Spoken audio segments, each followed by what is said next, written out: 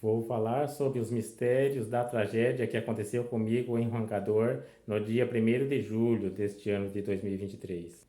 É um assunto muito difícil e relutei muito de falar sobre esse assunto, né? Várias vezes eu falei um pouco, mas eu não dei detalhes.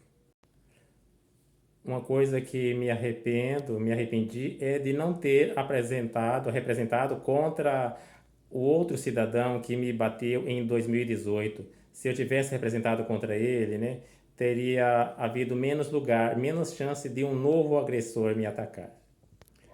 O mundo espiritual me mostrou pelo menos 5 pessoas que bolaram o ato contra mim.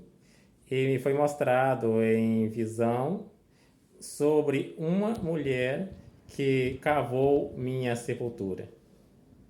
A princípio, eu não entendi muito bem se tinha cavado terra, um buraco no fundo do quintal para esconder meu corpo, mas a interpretação da maioria das pessoas é que a pessoa teria tramado a minha morte, seria isto. O mundo espiritual me revelou, isso já tem bastante tempo, que um certo grupinho, uma panelinha de pessoas em Roncador tinha feito o planejamento de tudo para poder sujar meu nome e me deixar de um jeito para que eu fosse agredido, né, atacado, linchado. Tanto é que tem um pequeno vídeo que fala umas coisas lá, sabe, umas acusações que eles soltaram na hora para ver se eu fosse atacado. Parte daquelas palavras são as mesmas ditas pela primeira pessoa que me agrediu em 2018. Foi um conceito que aquelas pessoas criaram contra mim. Conceito é quando você cria uma história falsa, uma fake news, uma história sobre uma determinada pessoa para tirar, para queimar, no caso, para banir uma pessoa e expô-la ao perigo. A pessoa ou as pessoas com mais culpas, pelo menos uma dessas pessoas, que fez com que alguém viesse me agredir, aí aparece um sinal nesta pessoa. No caso, né, a, a mão de alguém sujou de meu sangue, mas a mão de outra pessoa culpada pelo ato aparece com algum problema, enfaixada, engessada ou alguma coisa assim que eu não sei dizer. Como um tipo de somatização, tipo uma revelação. O pessoal que estuda psicanálise entende dessas coisas, né? Constelação familiar, espiritismo, como se dissesse assim: sinto por quem fez isso por mim. Foi esta a mão que feriu e não a dele. Alguma coisa acontece é, em uma mão, em um braço de uma pessoa com culpa neste caso. O lado direito representa a mulher e o lado esquerdo representa um homem. Como é algo feito contra mim, contra um homem, então esse sinal deve aparecer na pessoa do lado esquerdo. Quero deixar falado algumas coisas aqui também, porque eu tive meu direito de resposta na rádio, mas a minha resposta não ficou gravada no Facebook nem no site. Então não tem como eu copiar e colocar nas redes sociais, né? Importante eu também ter a permissão de criar meu próprio material com resposta e publicar. Eu representei pela criação e expliquei que foi uma tentativa de homicídio. Houve dano material com relação a meu celular e as roupas que mancharam. Dano moral, né, a festa que eu perdi, a viagem e que foi denegrido minha imagem. Então, segundo minha advogada, foram pelo menos 2 crimes cometidos contra mim. Porque cometeu um crime contra mim de violência no sábado e no domingo de manhã cometeu um crime de difamação numa emissora local de rádio. Ele falou coisas que não tem como comprovar e acredito que ele pode ter sido infeliz de haver acreditado em amigos e familiares que passaram um falso conceito para ele e acabou sendo enganado pelos seus.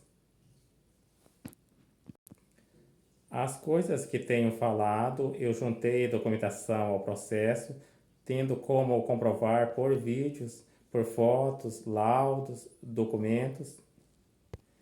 Ele cita um caso de 2014 que houve um boletim de ocorrência. Eu tenho dois boletins de ocorrência por difamação, de 2015 e 2018.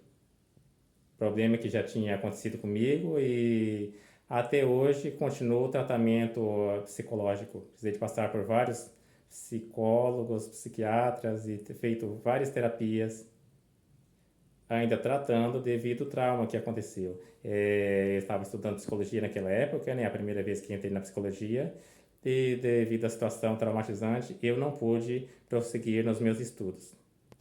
Naquele dia, quando nos encontramos lá na festa e ele me cumprimentou, aí, dia seguinte, ela havia falado na rádio que eu estava provocando ele, que fiquei dando risada dele. É meu costume mesmo de eu rir, assim, sabe? Meu apelido é Sorriso e às vezes eu fico alegre, feliz e rindo de modo descontrolado. Mas de maneira nenhuma eu teria motivo de fazer alguma provocação. Falou que eu vou a Roncador só para provocar. Roncador é a cidade que eu planejei há muitos anos de morar quando casasse. Eu queria casar, morar em Roncador e ter minha lavoura, ter minha roça. Foi um planejamento meio antigo, de 2006, 2008, por aí. Lembro que ainda em 2010 ou 2011, um senhor havia me perguntado: o que você deseja estar fazendo daqui 10 anos e onde você quer estar? Eu falei: meu desejo daqui 10 anos é estar em Roncador, cuidando de minha lavoura de soja. Então era uma criação, era planos de coisa de homem de bem, assim, sabe? A pessoa que quer ter uma família e viver diante de Deus. Eu havia tentado relacionamento com uma outra moça de lá e não havia dado certo. Aí eu parti para uma outra, né? Para a segunda, ele mentiu sobre coisas que eu teria feito com relação à filha dele.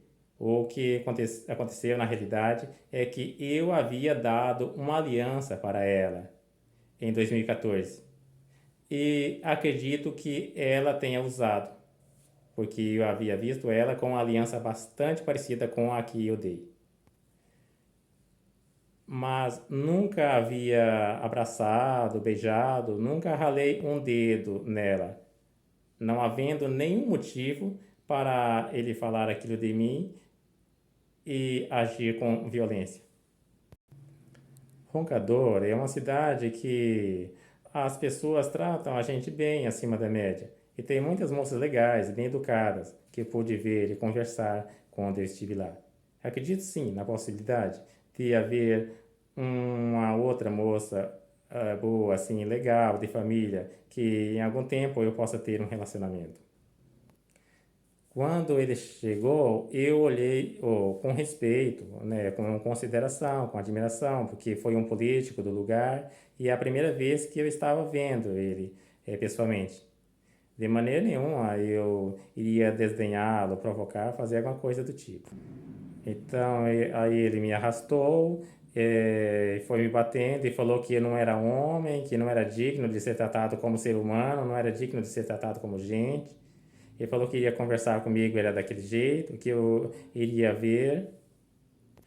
Bom, eu nem queria ficar dando muitos detalhes, né, sobre o assunto, mas uma coisa que eu não havia gravado ainda, não sei, é que eu sentia que estava morrendo, né, que estava saindo do corpo, eu me via morrendo, passando pela minha mente o filme da minha vida.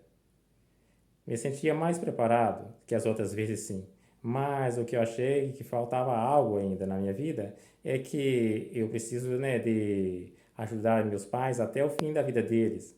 Eu não poderia, não estava preparado para sair desta vida e deixando meus pais para trás. Meu corpo sentiu dor, sim. Várias pessoas relatam. Embora eu havia sido anestesiado em espírito.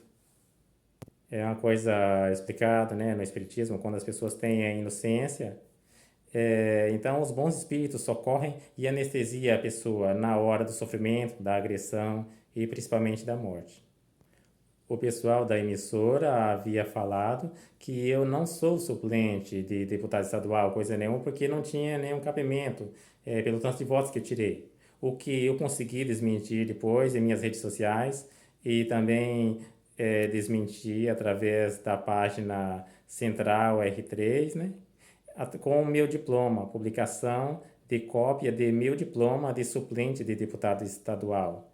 Diploma este que qualquer pessoa pode verificar na página do Tribunal Regional Eleitoral do Paraná. Sobre as cartas que ele falou, deixadas no CRAS de Roncador, eu nunca havia ido ao CRAS de Roncador. E se por acaso eu falei sobre o assunto com algum assistente social, foi em um arama, pedindo ajuda sobre o meu problema e para tratamento de saúde. Essa história das cartas que ele fala é uma coisa copiada, extraída de uma situação da minha adolescência, nada a ver com a atualidade. Eu fui um garoto e adolescente autista, sem tratamento, sem acompanhamento, igual é o pessoal de hoje. Não, eu era da roça e vivia lá do meu jeito na minha adolescência, né? Questão dos 14 a 17 anos, no começo dos anos 90, é bem diferente, né, da agora. Eu tenho 44 anos e aprendi muita coisa. Todas as vezes que eu tive um problema de viagem, acabei somatizando nos dias seguintes, com uma gripe, uma febre. Mas como aconteceu aquela tragédia comigo, né? Eu estava em recuperação, então acabou atrasando uma coisa que havia acontecido das outras vezes. Por exemplo, em 2018, que eu tinha perdido a viagem a Roncador. Da minha vez lá de Mangueirinha também aconteceu isso. E da vez que eu passei por situação de rua, na capital de São Paulo, por exemplo. Então, coincidindo mais ou menos, porque eu não sei ao certo a data da marca na mão ou braço daquelas ou daquela pessoa culpada do caso, mais ou menos pouca diferença de data, sei lá. Esses dias eu percebi um pouco de dificuldade assim na garganta, né? E noite passada eu senti um pouco de febre, gripe, e tive pesadelos que me indicava, dava a entender que o motivo dessa somatização é devido à perca da viagem, os danos morais da viagem. Tinha uns 7 anos mais ou menos que eu não participava de festa junina, né? E tinha reservado essa ocasião especial para participar da festa junina e tive o dano de ter gastado o dinheiro, né? Eu perdi o dinheiro e perdi a festa. Mas eu preciso de ressignificar isto, né? Porque, inclusive, eu devo receber a indenização e depois a gente pode fazer, né, outras viagens. Mas pena que foram muitas viagens na vida, que acabei fazendo para outra cidade no lugar de Roncador. Por muitas vezes eu queria ir para Roncador e tive que ir para outra cidade longe para fazer a viagem que eu gostaria de fazer a Roncador. Mas foi em Roncador que eu pedi para Deus que queria casar, morar, montar, né, meu negócio lá, ter minhas plantações, meus animais. E é um lugar muito lindo, é bastante parecido aonde eu morei, em Atibaia. As ruas de pedra são parecidas, né? A natureza, o clima, montanhas. É, em Atibaia tem muitos cachorros, Roncador também tem, né? Então, Atibaia tem até uma estrada chamada Estrada do Roncador. Nossa, muita semelhança.